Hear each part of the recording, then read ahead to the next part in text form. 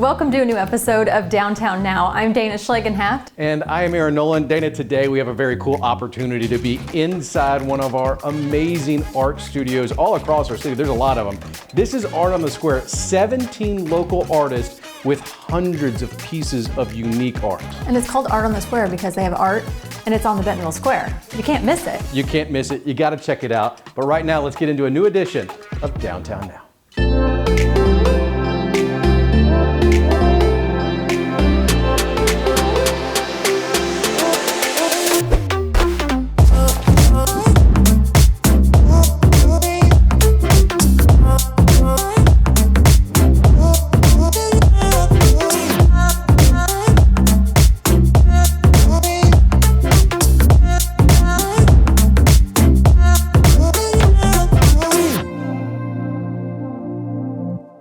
And once again, welcome to a brand new episode of Downtown Now. Before a life-altering accident, Jeremy McGee was an avid trail runner. Since then, adaptive mountain biking has not only been his passion, it's also been his career. Brooke Beerhouse hit the trails to find out more. Hey Brooke, how's it going? You already got your coffee? Yes, Yes. cheers. You ready to hit the trails? Yeah, you want to sit down and chit chat before we ride? Absolutely, let's do it, yeah. And so how do you describe yourself? Oh, that's a great question. I don't even know how to describe myself. I do want to say that I'm not a mountain biker. Wait, what? Because I've teed you up as a mountain biker. Excuse me. Okay, stop it. We're not doing the show. At heart, I'm a surfer and a trail runner. Cool. And my bike is how I get out on the trail now. Wow. Because life in a wheelchair is kind of relegated, to pavement and hard surfaces. And that bike is, technically an off-road wheelchair. It's also how I'm gonna, hike and just have a relationship with nature. But it gets me out on the trail and might as well just fully embrace it, throw on the full face, go hit the jumps, I did, my first ride was by myself with my dog at the time. Oh, nice. And there was all this excitement and anticipation, but which quickly turned to this stark realization, this reality check of oh, whoa, there's a lot more to this than just jumping in your bike and going. Yeah, I ran into trouble out there on the trail. Yeah. And I jumped online doing research, trying to find information on where I could ride safely. And I came up empty-handed. So I called up Trail Forks, yeah, the #1 mountain bike trail information resource. And I asked them hey, what do you guys think about, documenting this information so that I can use the app like anybody else, and they're like, let's do it. Awesome. So overnight, I, pretty much in my sleep, I came up with this very simplified rating system because, all this information already exists. We don't need to recreate the wheel. Sure. All that's already there. All I need to know is one, when I'm traveling alone, where I can ride safely. Totally. And then also when I'm with somebody, what's not gonna be too much work for them. So that's the information that I want. And also to identify potential obstacles. So that's all the rating system does is answer the question, do you need rider support or not? The gamut of, the rider spectrum, the adaptive rider spectrum is huge because there's all kinds of factors involved. There's the rider disability, which that is a whole huge thing in itself. And then the rider ability as well, Sure. Beginner, intermediate, advanced, and then the equipment as well. There are so many different types of adaptive bikes out there. It's endless and crazy. Wow. So you put all that together, and then this rider spectrum is so broad. And then to build a trail that is good for everybody in that spectrum, it's impossible. So to have different levels of adaptive friendly trails is really important to accommodate that full rider spectrum. Beautiful day in Oz. Of course, Hey. I run into you, homie. Hey, dude. What's going on? I'm just out out here working. You know where to find me. Looking at the spot, huh? Yeah, looking at this this alt line you guys made for this tree gate. Yes. It was pretty tough for me to get through this tree gate. And so with this alt line that you guys built, it lines me up straight with it and I can get right through it, no problem. Nice. It's a great adaptation for adaptive riders. And in fact, riders coming the other way have actually enjoyed this as well, because this being a green trail, it's actually helped just the overall system. So. I sitting here, I've watched a few kids go through, Yeah. and they're all choosing this line now. Exactly. Yeah, exactly. This is great. Nice work. It's kind of a disservice to just say, we're gonna take these guidelines for an adaptive trail and just do that. These adaptive riders have as many different bikes as we have, and they have different levels of skill. I mean, some of them, like Jeremy, he's a adrenaline junkie. You know, he loves going fast, and you know, and we want these, you know, adaptive riders to have every ability and advantage that we can give them. That lets us know what we need to keep our eyes out for. It's like, let's say if there's one feature, one tree gate that's at the start of a trail, we've just severed that access for all these adaptive riders. You know, any one of us could end up in the disabled demographic any day. Mm-hmm. Yeah. That's the crazy thing about it, you know, and who knows what can happen. I've almost died 3 times. Deciding what it is we want to do with our lives right now is really important. And then get with your family, get with your friends, come up with a plan to make that happen and start doing the small things every day. No matter whatever it is, swim with the dolphins, learn to play piano, go to Paris, you know, whatever these things are, we need to figure out how to do those now. And it's the journey of doing those small things every day, that's the important part. All right, Brooke, thanks. Great story. Downtown Bentonville Incorporated puts on numerous events each and every year right outside our doors on the downtown Bentonville Square. One of them is the Bentonville Farmers Market, and we're actually poised to have a seasonal record year. Can't wait to hear about this. Yes, let me tell you a little more. Okay. I'm going to show you. This is my view from the market just a few days ago. Back on Saturday, April 8th, market sales topped $90,000. And Aaron, did you know that's $16,000 higher than the previous single market record? You love that game, did you know? Another market fact for you, total season sales in 2022 topped $1.7 million, and we're poised to beat that in 23. And beyond Saturday's market, there are more chances to shop healthy and local produce in Bentonville. There's a Thursday market that runs 5 to 8 p.m. from May through September. And if you would rather shop from the comfort of your home, guess what? We've got you covered. There is a virtual farmers market. Go to our website, downtownbentonville.org. Cycling, one-wheeling, Yep. scooting, Scooting, that's a fun word. or walking. Coming up after the break, you will meet a woman who is challenging you to find a new way to get from point A to point B. Our downtown conversation is next.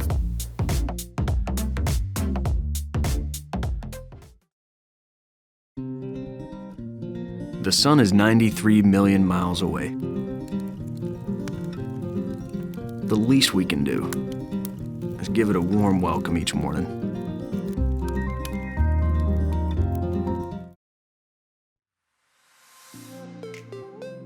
Welcome back. Last year, Courtney Barrett joined Walmart to lead workplace mobility efforts for the new corporate office. I had to get that title right. You got to get it right. I did. Now it's time for Did You Know? Okay, let's play. All right, so what does that mean?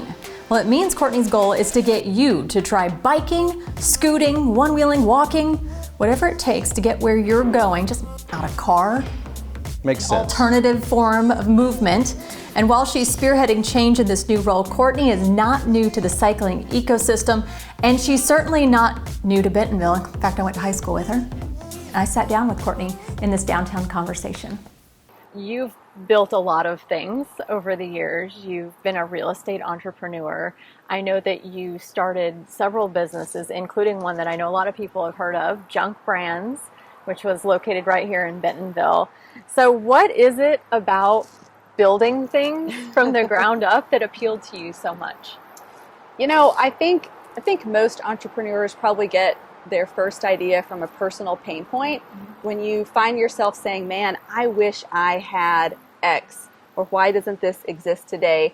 For me, one of those ideas was really a headband. I needed a headband that would stay on, that would wick sweat, that you could customize, and I couldn't find what I was looking for, so just thought, let's go make it. And I think that's the thrill, is the opportunity that you feel like you can step out and take a risk and try something new. So I think that's a driver for me, is when you either have an opportunity in front of you that maybe right time, right pain point, plus the opportunity to move forward kind of tees you up for taking that risk, trying something new.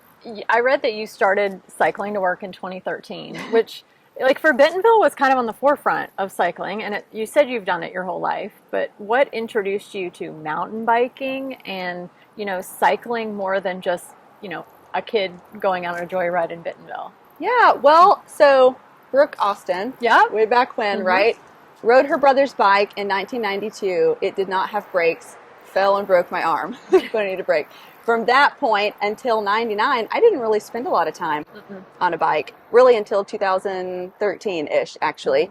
And the reason I got back into biking is in my retail part of my life, we had a company that needed to barter for payment for junk headbands. And we worked out a barter for a couple of bicycles from his store. Oh, that's funny. So I rode home with a bicycle, and so did Bo, and started cycling to work because now I had a bicycle as payment for junk headbands. And then you got to use it because it's right. payment. And it really, I hadn't thought about it in so many years.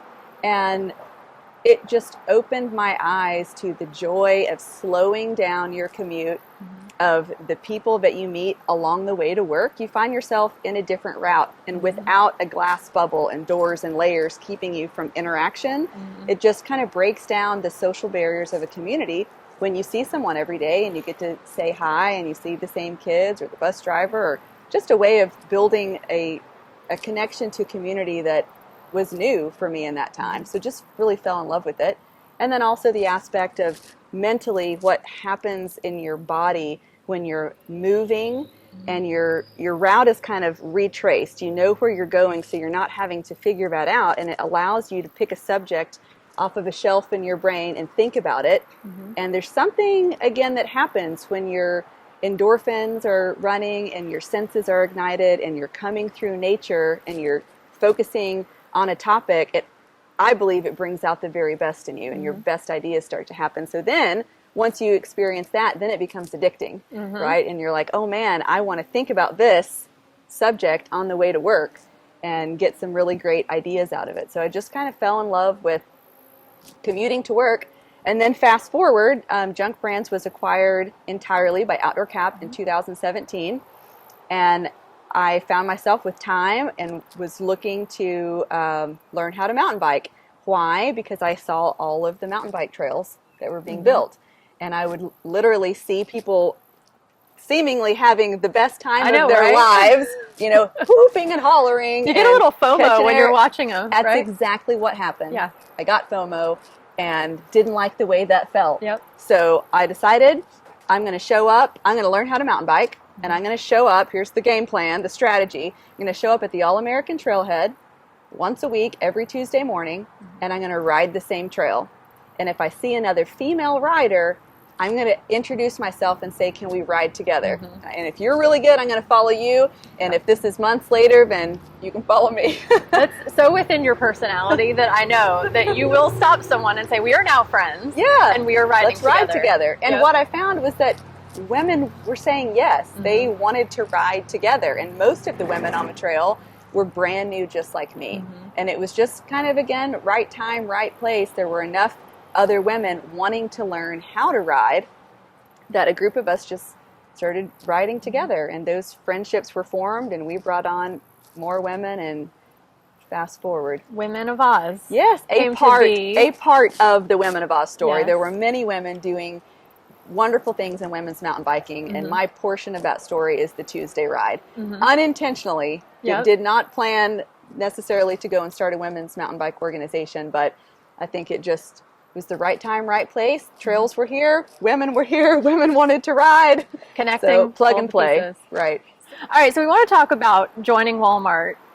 April of this year, you became the Director of Workplace Mobility, and your role is to lead mobility efforts for the new corporate campus, which is going up right down the street.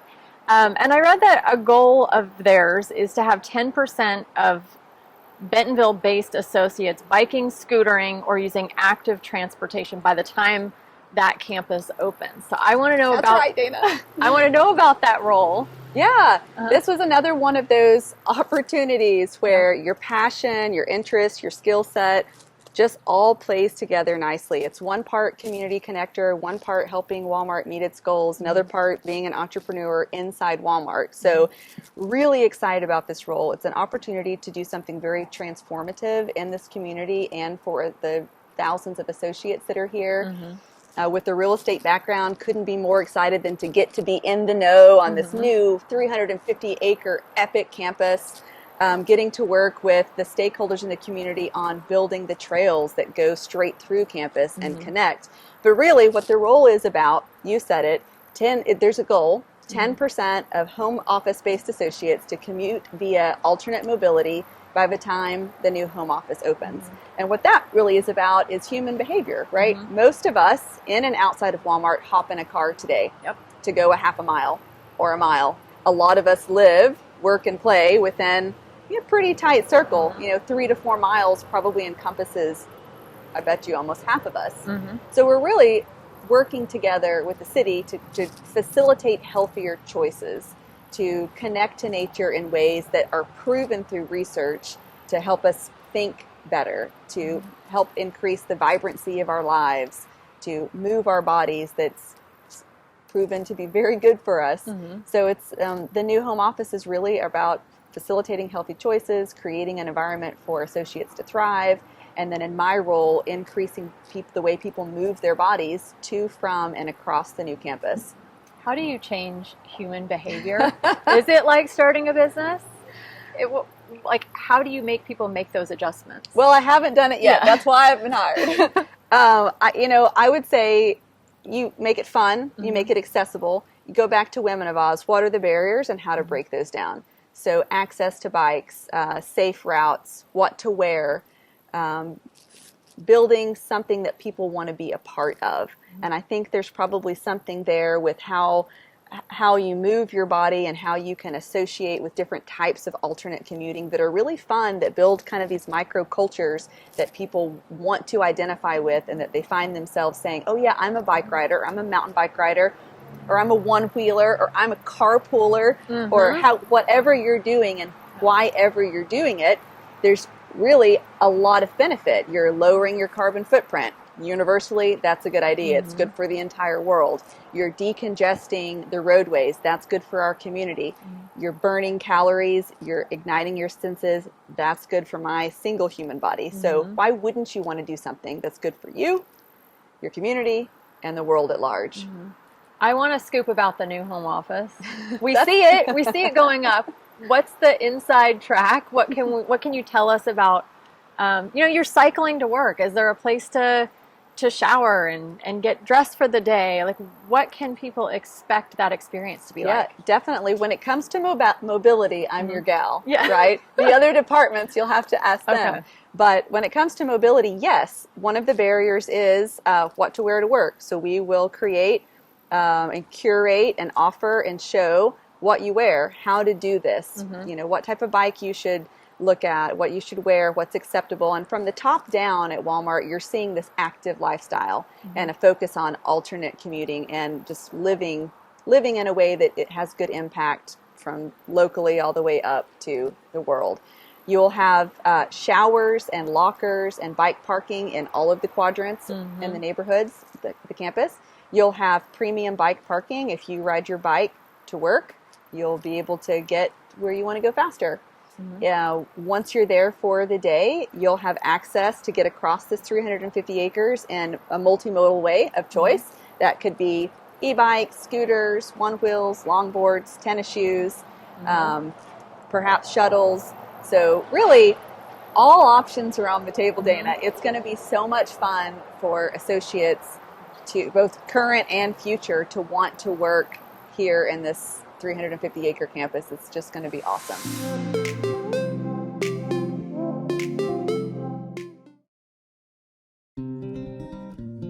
The sun is 93 million miles away. The least we can do is give it a warm welcome each morning.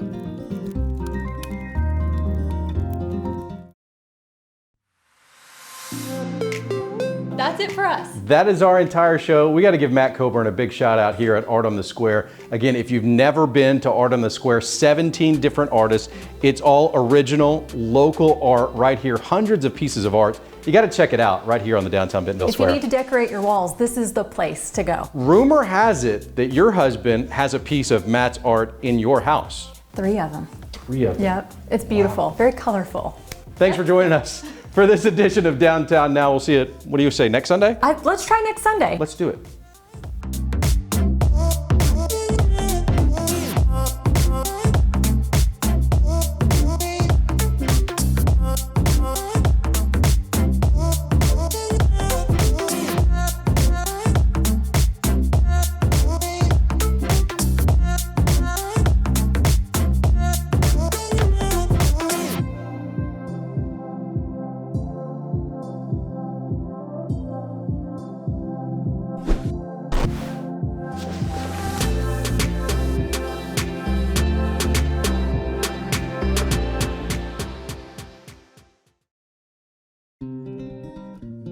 The sun is 93 million miles away.